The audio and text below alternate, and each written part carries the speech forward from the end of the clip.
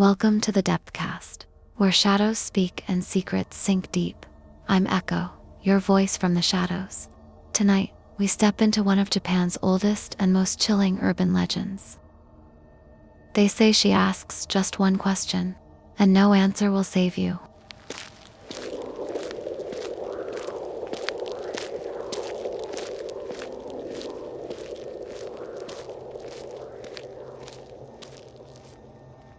Before we begin, I suggest checking your doors are locked and your windows secured. You might want to keep the lights on for this one. Tonight, we'll explore the origins of a vengeful spirit whose mutilated face has haunted Japanese folklore for centuries. We'll examine reported encounters, survival tactics, and the cultural impact of this ghostly figure who approaches lone travelers with a seemingly innocent question. What would you do if approached by a masked woman on a deserted street who asks simply, "Am I beautiful?" Your answer could determine whether you live, die, or suffer a fate perhaps worse than death itself.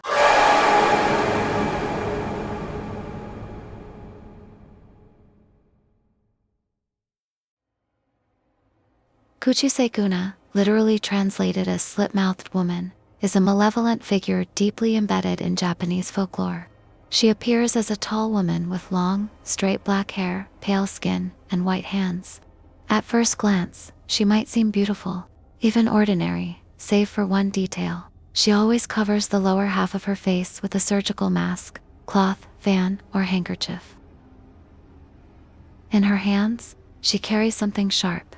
Descriptions vary from large scissors to knives, machetes, or scythes, but it's what lies beneath her mask that truly terrifies. According to legend, Kuchisake-onna was once a living woman whose mouth was violently slit from ear to ear, creating a grotesque permanent grin. The origins of this disfigurement vary depending on which version of the tale you hear. The most common version traces back to Japan's feudal era, where she was the beautiful but unfaithful wife or concubine of a samurai. Upon discovering her infidelity, her husband took his sword and slashed her mouth from ear to ear, asking, "Who will think you're beautiful now?" Other versions suggest she was mutilated during a botched medical or dental procedure, attacked by a woman jealous of her beauty, or that her mouth naturally contains rows of razor-sharp teeth. Author and folklorist Matthew Meyer traces the legend's roots to Japan's Edo period, spanning from the 17th to 19th centuries, though some sources suggest it may date back even further to the Heian period of 794–1185 CE.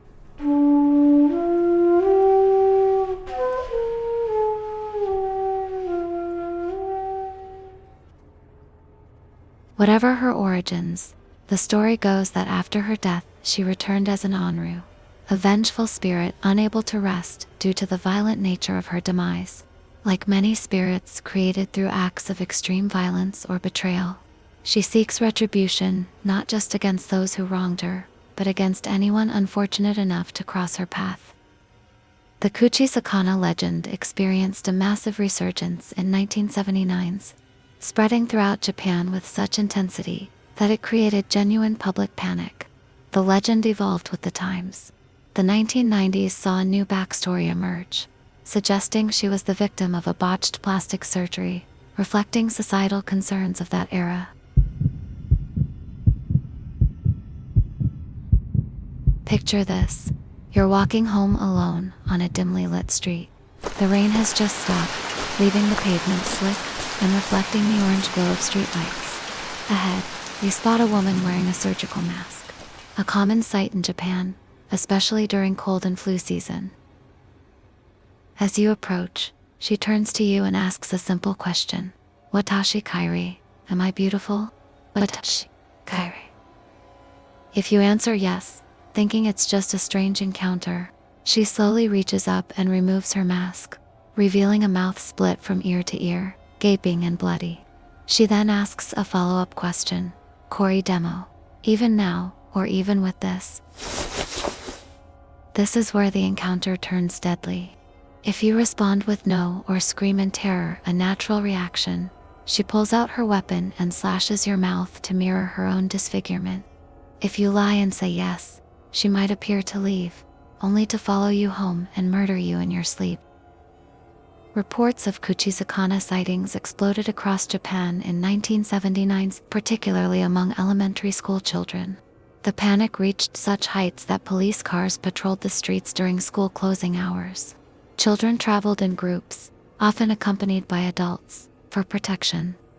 One account from the Edo period tells of a young man named Kosuke, who was sent to deliver a letter one evening.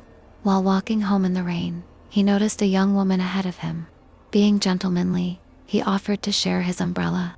When she turned, revealing her slit mouth, Kosuke reportedly aged instantly from shock, crumbled, and died.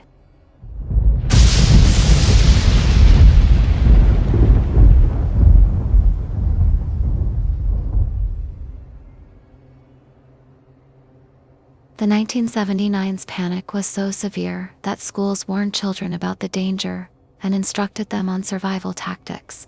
Newspapers and magazines across Japan reported on the phenomenon, spreading the story nationwide and cementing Kuchisake-onna in modern urban legend.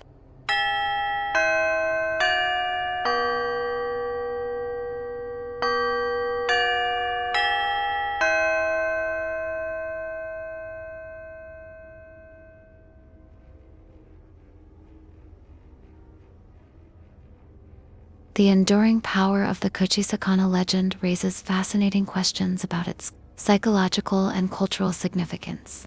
Why has this particular story resonated so deeply within Japanese society and continued to evolve over time?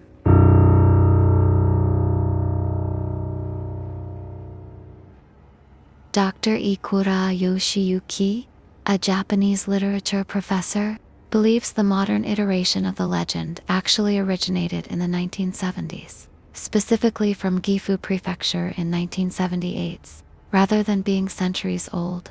This theory suggests our fear of the Slit-Mouthed Woman may be more contemporary than we realize. Urban legends often reflect societal anxieties of their time. The 1979's Kuchisake-onna panic coincided with Japan's rapid modernization and changing social structures. The 1990s version, featuring a plastic surgery victim, emerged during a time when cosmetic procedures were becoming more common, reflecting anxieties about beauty standards and medical interventions. Urban legends like Kuchisake-onna serve as societal pressure valves, explains folklore researcher Tanaka Hiroshi. They provide a framework for discussing taboo topics like domestic violence, infidelity, and beauty standards. The samurai husband's brutal punishment of his wife for infidelity reflects historical patriarchal power structures, while the modern plastic surgery variation speaks to contemporary beauty anxieties. During the Edo period, many reported Kuchisake-onna sightings were attributed to kitsune, shape-shifting fox spirits known for playing tricks on humans. This connection to traditional yokai, or supernatural entities, helped integrate her into Japan's rich folklore tradition. Historian and manga author Shigeru Mizuki officially classified Kuchisake-onna as a yokai when he included her in one of his yokai encyclopedias. According to translator Zach Davison, when Mizuki put her in one of his newest yokai encyclopedias, that's when she was officially considered a yokai. The legend's power also comes from its structure as a no-win scenario. The victim faces a deadly choice with no correct answer. This reflects existential fears and the sometimes arbitrary nature of fate and mortality that resonates across cultures.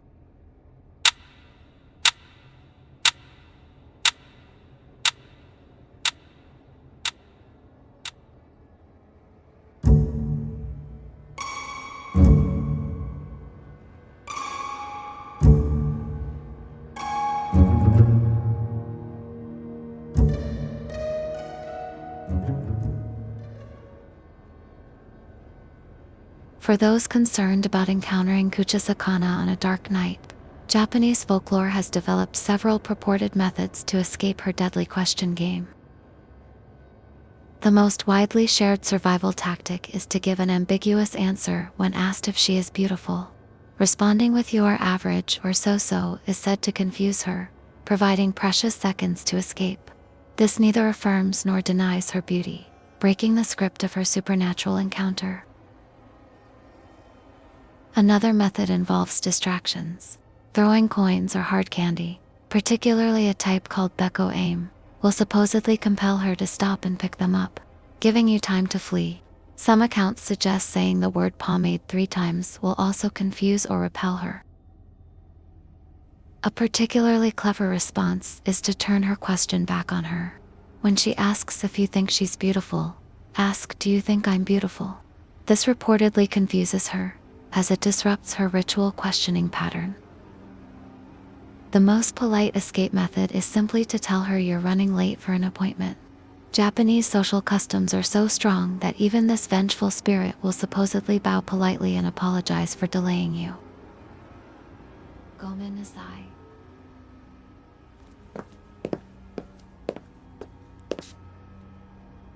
While these methods have been shared widely in Japan, particularly during the 1979's panic, I feel obligated to note that we cannot guarantee their effectiveness. Should you find yourself face to face with a masked woman on a deserted street asking about her appearance, well, perhaps it's best to avoid walking alone at night altogether.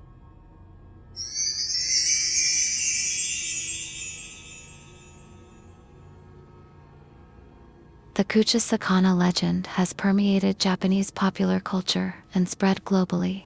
She has appeared in films, television shows, video games, and literature.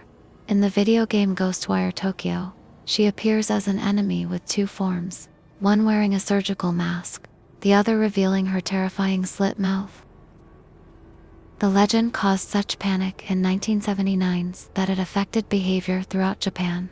Schools adjusted dismissal procedures, children traveled in groups, and police increased patrols. This demonstrates how urban legends can shape not just our imaginations, but our daily actions and public policy. What makes the Kuchisake-onna legend particularly effective as horror is its invasion of the ordinary. She doesn't haunt abandoned houses or ancient castles, but appears on everyday streets. She doesn't immediately present as monstrous, but begins with a simple, almost mundane interaction. This grounding in everyday reality makes her all the more terrifying.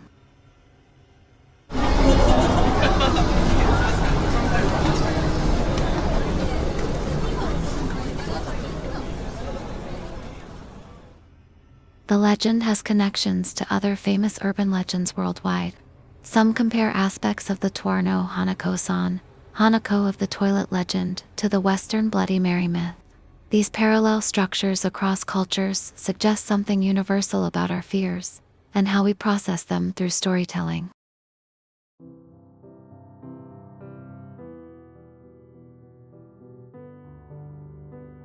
As we come to the end of our exploration, what can we learn from Kuchisake-onna's enduring presence in our collective nightmares? Perhaps she represents our fear of deception, the terror of discovering something horrific beneath a pleasant exterior. In a world where we increasingly interact with strangers and must make quick judgments about trust, the Slit-Mouthed Woman embodies our anxiety about misjudging someone with deadly consequences. Or perhaps her legend speaks to beauty standards and the pressure to maintain appearances. The violent punishment for perceived ugliness or vanity reflects societal pressures that, while changed in form, remain powerful today.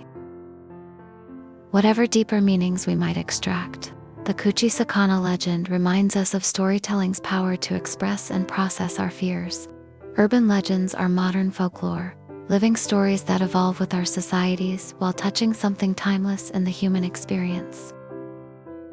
The next time you're walking alone at night and spot a masked figure approaching, perhaps you'll remember the tale of the Slit-Mouthed Woman, and perhaps you'll have an answer ready, just in case she asks, "Am I beautiful?" Thank you for joining me for this episode of the Depthcast. Next week, we descend into another chilling tale, the story of Tick-Tick, a woman torn in half, dragging herself with bloodied elbows, fast enough to catch you before you scream. Until then, sleep well, if sleep comes at all. Visit us at www.thedepthcast.com for episode overviews and more chilling content.